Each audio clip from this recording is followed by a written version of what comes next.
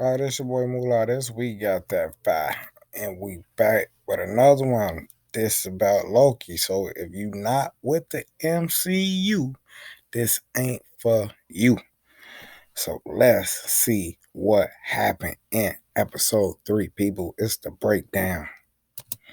Welcome back to the Cosmic Wonder, and today, Loki Episode 3 has been released on Disney+.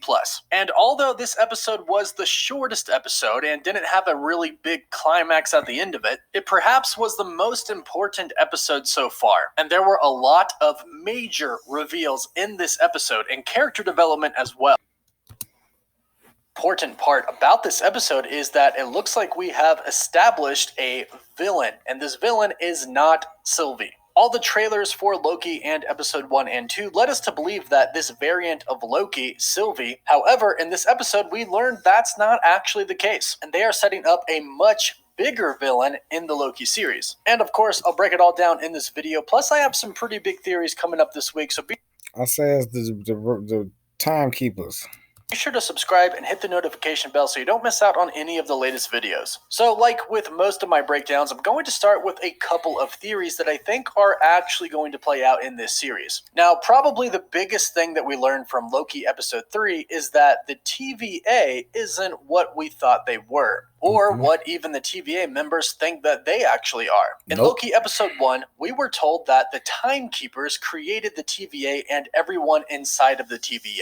And everyone inside of the TVA, Mobius, all of the hunters, the other TVA employees, this is what they all believe. Except for maybe Judge Renslayer, and I'll get to that in just a second. But in this episode, the big reveal was that that's a lie. That's not actually the case. The Timekeepers did not create all of these people that are now a part of the TVA. Instead, we learned that these are actually variants of real, actual people from the sacred timeline. And if you think about it, it makes perfect sense. Why would the Timekeepers create all of these workers for the TVA and have them all look different and act different and have their own personalities? That would take a lot of work to create a bunch of different people with a bunch of different character traits. But instead, we learned that they are actually variants. And it's clear that somebody at the TVA wiped their memories and then gave them a false sense of reality, telling them that they were created by the Timekeepers and their whole lives were spent at the TVA. What this means is that there is an actual villain here, and the villain is coming in the form of the Timekeepers. These are the true villains of Kang the Conqueror, man. I'm telling y'all. Of the Loki series. 3 beings who are kind of doing whatever they want with time and reality. As we learned in episode 2, they are forging the sacred timeline into what they want it to be, what they think it should be. And they're also the ones that kidnapped these variants, erased their memories, and gave them a lie. So Sylvie is not the enemy, she's actually the hero. Now I'm going to double down on my theory that Kang is actually behind this. Kang the Conqueror, the master of time travel. See, people? See, I know my MCU stuff, people. I firmly believe that that middle timekeeper that we saw in the very first episode of Loki is Kang, and I think the other 2 might be variants of him as well. Or perhaps he made the timekeepers up, and it's really just him controlling everything with Renslayer. You see, Ravonna Renslayer in the comics is actually the lover of Kang, the love of his life, who originally doesn't love him back, but eventually comes around. And isn't it very interesting how she is the only person who can communicate with the timekeepers? I mean, Mobius is pretty high up on the TVA, and he hasn't met them. Why is it only her? Well, it could be because she knows the truth. It could be that she knows that Kang is really the one behind everything, and she's in on it. Or there's always the possibility that she is the same. She's a variant taken from a timeline, she had her memory erased, and she thinks she's just a loyal TVA agent. Regardless, Kang is probably in love with her, and chose her to be the top dog for a reason. Now, the big question that everybody has been asking now is, what exactly is going to happen to the TVA members by the end of the Loki series? Well, in this episode, it was made pretty clear that Sylvie is trying to find the Timekeepers, and it looks like she pretty much plans to kill them. She clearly knows that they've been telling the TVA a lie, and knows that they've kidnapped hundreds of thousands and probably millions of people. That city was pretty big. So the Timekeepers are basically playing God, and making destiny and fate whatever they decide it to be, which is obviously a problem for any Loki variant, and really just kind of any person ever. So let's say Sylvie and Loki are successful. They eliminate the timekeepers. What happens to the TVA? Well, I imagine all of them will be somewhat woken up. Their memories will somewhat come back, and perhaps they may even be able to return to their old timeline or create a new. But where did they come from? Did they just come from Earth or multiple planets? What happened? New timeline, since the timekeepers wouldn't be there to erase new timelines. Obviously, this connects to Multiverse of Madness, so I think by the end of the Loki series, we're going to have some pretty chaotic timeline mess. But regardless of whatever happens, I better get Owen Wilson on a jet ski saying, wow. If that doesn't happen, a huge missed opportunity. Now, there were a lot of things explained in this episode that we need to talk about, so let's get started with the breakdown. In the beginning, we are greeted with a scene that seems rather confusing at first. Sylvie is with Hunter C20 and they appear to be really good friends. Now really, it's just Sylvie manipulating memories that Hunter C20 had in the past. As we know, now at least, she was an actual person in an actual timeline. Now this actually takes place at the ending of Loki episode 2 in Rock's Cart. At the end of episode 2, Hunter C20 explains that she gave it all away. She gave away the position of the timekeepers. And this scene is of her giving it away. Now, when Sylvie is asking her all of these things inside of her old memories, she does say that she does remember the place. So it does establish that the memories of all of these variants that work for the TVA are still there. They're just being blocked by the timekeepers or some source. Now, ultimately, Sylvie gets the better end of Hunter C20 and figures out the location of the timekeepers. We see the title card, and then we cut to Sylvie actually entering the TVA. Now, she goes up to one of the hunters and tries to use an enchantment on him. However, right when she tries, you notice a look on her face. She realizes that it doesn't work. The hunter is a little startled, but then he takes out his weapon and tries to essentially erase Sylvie. Unfortunately, she gives him one kick, which causes him to drop it, and then she erases him. Now remember, she is Loki. She's a variant of Loki, so her magic is kind of the same. And as we learned in the very first episode of Loki, magic does not work in the TVA. So even Sylvie's magic is limited in the TVA. Now, of course, as we saw in the ending of episode 2, Loki also goes through the portal to go back to the TVA.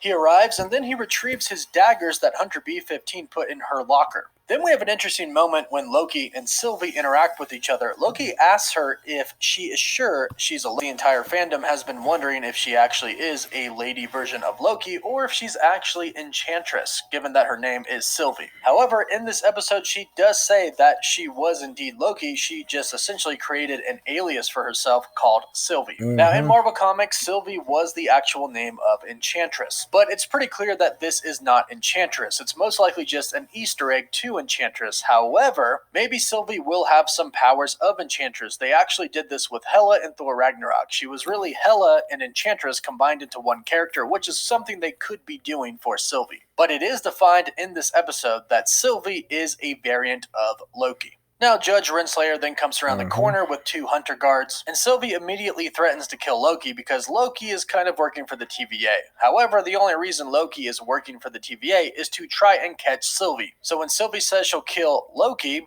Renslayer doesn't care. She's after Sylvie, so she tells her to do it. Now, of course, Loki isn't about to just sit there and die, so he steals the TVA time travel device and he sends them through a portal. Now, Sylvie kind of gets the best of Loki when they arrive through the portal, and she grabs the device and tries to teleport away and open a portal, but the device is low on battery and is essentially dead and doesn't work. Now, from here, we actually see some of Loki's abilities that we really haven't seen before. In this scene right here, we learned that Loki can actually teleport. He uses his teleportation abilities to get the device back from Sylvie, but the two of them have bigger problems as Loki has taken them to Lamentis 1, which Sylvie says was the biggest apocalypse there has ever been. It's also in the future, in 2077, which implies that Sylvie knows a lot about the future and has jumped through many different timelines. Now, Sylvie explains that the moon and the planet are about to collide and everybody's going to be destroyed, including them if they don't get off the moon. Now, Loki has the Tim pad and Sylvie doesn't know how to get it from him, but Loki doesn't know how to recharge it. Sylvie needs it because apparently Loki interrupted a plan that was years into years in the making, which is, of course, for Sylvie to find the timekeepers and kill them. So the two of them come to a truce and they start to work together. Now, Sylvie says they just need enough power to recharge the Tim pad so they can travel through interdimensional time and space. This is because the TVA essentially exists outside of time, and the Tim pads allow the TVA members to travel from outside of time into different timelines and time periods. Now, as they walk to find power, this is where we find out that Sylvie was indeed Loki. She says, "That's not who I am anymore. I'm Sylvie now. It's an alias." Now, from here, we essentially learn what Sylvie's plan was. And Loki is the one that actually tells us. He says, "Your plan was to tear the place down, create the ultimate power vacuum of destruction, and walk away." And Sylvie basically says, "Yep." This would ultimately accomplish her purpose of tearing down the TVA and getting rid of the Timekeepers and essentially creating a multiverse of madness. A multiverse where she has true freedom and her fate isn't decided by the Timekeepers. But she might also have a different motive here. Later on in the episode, she states that she had been running from the TVA since she was very, very young. So perhaps this simply could just be about her trying to get the TVA off her back, and the only way to do that is to destroy them. Now, Loki and Sylvie come across somebody who is actually in their home. Loki says brute force won't work, so Sylvie opens the door to immediately get shot by some kind of energy cannon, or some type of sound wave cannon. Loki attempts to try and trick the lady by transforming into her old husband, but she sees right through him. Ultimately, the lady tells them that there's an ark that takes off. It's going to leave the moon and save whoever is on it, and the way to get there is by train. However, to get on the train, you need a ticket. We get there and we hear some people say they're only giving out tickets to the wealthy. And here we start to see more differences between Loki and Sylvie. Even though they are the same, just different variants, they don't think the same way. Sylvie wants to enchant a guard and walk them through. However, Loki's plan is to simply be the guard himself. Now, as you can imagine, Loki's plan didn't work and Sylvie had to step in,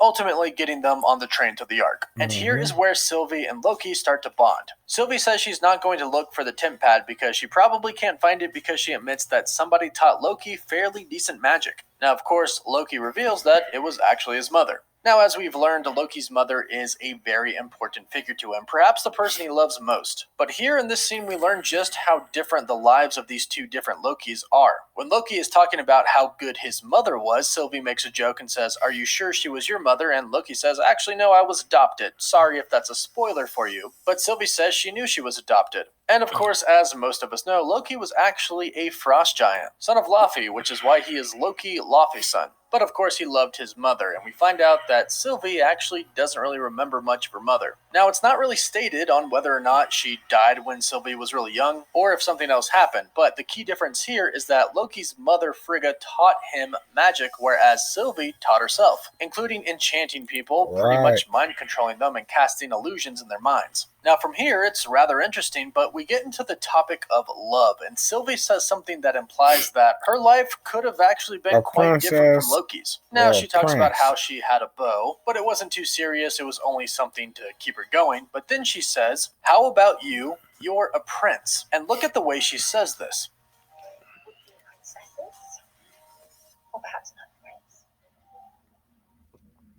The way she says this kind of seems like she may not be a princess. So perhaps whatever happened in her timeline resulted in her not being a princess of Asgard. And then we get the really big reveal that Loki is actually bisexual. Sylvie asks him if he ever had any princesses or princes waiting for him, and he says a bit of both. And if there is any confusion on whether or not this means he's bisexual, the director, Kate Herron, did come out on Twitter and state that it was very important to her and one of her goals to acknowledge that Loki was bisexual. So if you are somewhat confused, don't be. Loki is bisexual. This is canon to the MCU, confirmed. And it's a pretty big deal, and I'm happy for those people who this means a lot to. Now, Sylvie actually ends up falling asleep, and she wakes up to a drunken Loki singing in between English and Asgardian. Now here, when he finishes his drink, he slams it on the ground and yells, "Another!" This is just like what Thor did in the very first Thor film. When he's drinking coffee in the diner, he drinks his coffee, throws a glass on the ground, and yells, "Another!"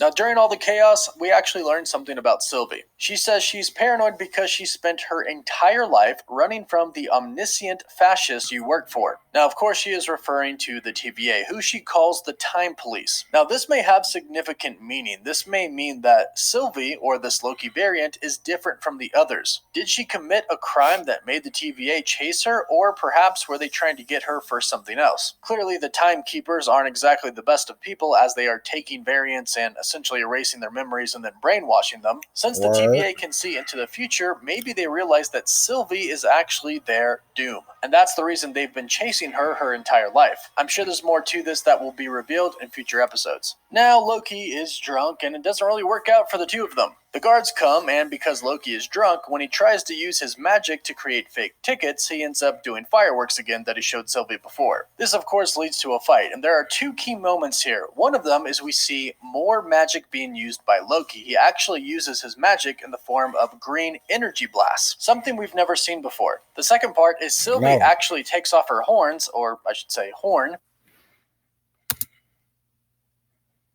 and actually ends up throwing it back at her, but she dodges it. However, she never picks it. She used a horn to stab somebody. So that's probably how the other one got broke, people. Because she killing people with it, I guess.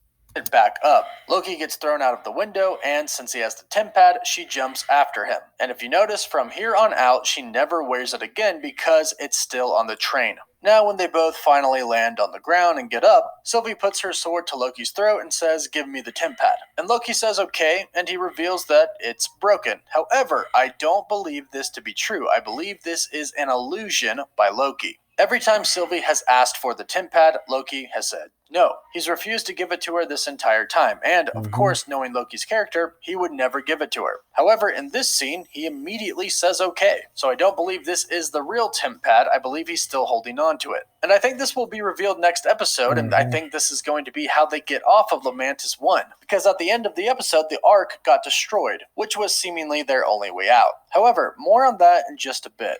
Now from here we actually see a little bit more of Sylvie's powers. Sylvie states that Loki pretty much destroyed her mission, and Loki kind of taunts her, stating that you can't beat them, referring to the TVA and the Timekeepers. From here, her hands light up green and she emits an explosive blast of essentially anger. And these blasts are kind of similar to the one that Loki did on the train. Now from here, Loki proposes that they go and take over the Ark and essentially make sure it gets off of the moon. Sylvie agrees and the two of them start to walk towards the Ark, and here is where we get two big reveals. One is that Sylvie and Loki kind of start to trust each other, and Sylvie reveals how her enchantment works. She reveals that she has to make physical contact, which is why we see her fingers actually touch the heads of who she enchants. Then she has to grab their minds, and she explains that the weak minds are pretty easy to take over. The stronger ones, however, require a bit of work, and she has to create fantasies from their memories to stay in control. And this is where the second big reveal comes. She says that the young soldier from the TVA's mind was messed up. It was very clouded, and she had to pull memories from hundreds of years ago before she even fought for the TVA. And this is huge. So she been on that for a long time, bro. Hundreds of years. So how old is she? When they get her? She was like 28? I don't know. Huge news. Loki says, "I thought the TVA were created by the Timekeepers," in which Sylvie says that's ridiculous, they're all variants. And of course, this is news to us and Loki states that they don't know that. Even the variants that work for the TVA don't know that. But that is because, as Sylvie explained, their mind is being clouded, most likely by the Timekeepers or Kang. Now from here, Sylvie and Loki make it to the Ark, but right as they get there, Kang the Conqueror. That's why he got Conqueror behind his name, people. the planet that the moon is about to crash into breaks in half, and debris from it starts to crash into the ground. From here, Sylvie and Loki run around, randomly fighting guards, trying to find their way onto the Ark. And here's where we see a very, very interesting scene. A pillar is falling down, and Loki says, "I got it," and then stops the pillar from falling. However, if you take a close look at this, he's not just using telekinesis to stop it from falling. It looks like he is actually reversing its time. If you pay careful attention, it seems very clear that he reversed it. So does Loki have the ability to make objects go backwards in time? I'm not so sure about that. However, we do know that Loki did come in contact with a lot of Infinity Stones inside of the TVA. And of course, it's Loki. He most likely took some. And he picked up the time stone too. So, does he have the time stone on him, and could he have perhaps used that time stone to stop this pillar in time and then reverse it? Now, we didn't see the time stone or anything glow green or any runes pop up like they do for Doctor Strange, but this is Loki. He knows magic, so perhaps he could have manipulated the time stone in some way and reversed this pillar from falling. Because remember, the time stone and the Infinity Stones don't work inside of the TVA. But in this scene, they're not in the TVA. They're outside of the TVA on a timeline, Lamantis 1. So the time stone would work here. Loki is the god of mischief, so I do think ultimately he took a handful of Infinity Stones for himself because, of course, he was planning his escape the entire time. And when he finally escaped, in his mind, he would have a bunch of Infinity Stones to use. But you'll have to let me know what you think about this. Do you think it's the Time Stone, or do you think Loki actually has this ability somehow? Now, overall, I know a lot of people in my live chat last night said that Time this episode Stone. was pretty underwhelming, but after watching it again, I think it might have been my favorite episode. I love the dynamic between Sylvie and Loki. There were a lot of amazing scenes in it that were very cinematic. There were also some very quiet, tender scenes that I enjoyed. There were some big reveals about Loki's powers, and then, of course, we had the big TVA reveal, which also revealed that there is a big villain behind the TVA. But let me know in the comments down below what you would rate this episode 1 out of 10, 10 being the highest. Don't forget to like. Well, guys, y'all heard it first, man. It's your boy Mullah. This week got that ep3. And this about the MCU. If you don't know nothing about the MCU, this ain't for you.